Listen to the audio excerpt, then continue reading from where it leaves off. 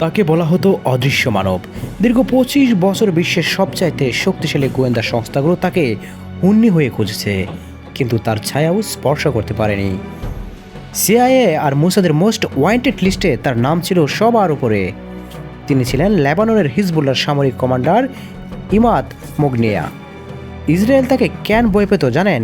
কারণ তিনি ছিলেন সেই ব্যক্তি যিনি 2000 সালে অপরাজিত ইসরায়েলি বাহিনীকে লেবানন থেকে পালিয়ে যেতে বাধ্য করেছিলেন।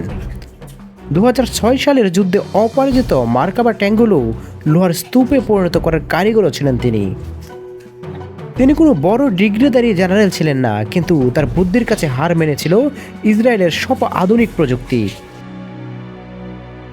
তিনি যুদ্ধের ময়দান বদলে দিয়েছিলেন।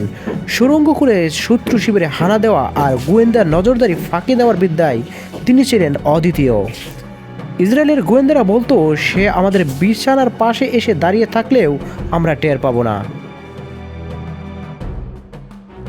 2008 সালে সিরিয়ায় এক গাড়ি বোমায় তাকে শহীদ করা হয়, কিন্তু ইসরায়েলের ভয় তাতেও কমেনি, কারণ ইমাদ মুগনিয়া যাওয়ার আগে হাজার হাজার ইমাদ তৈরি করে দিয়ে গেছেন, যারা আজও ইসরায়েলের বুকে কাঁপন ধরিয়ে রাখে। ইতিহাস কেবল বিজয়ীদের কথা বলে না, ইতিহাস বলে সেই বীরদের কথা যারা একা একটি সাম্রাজ্যের ভিত কাঁপিয়ে দিয়েছিল।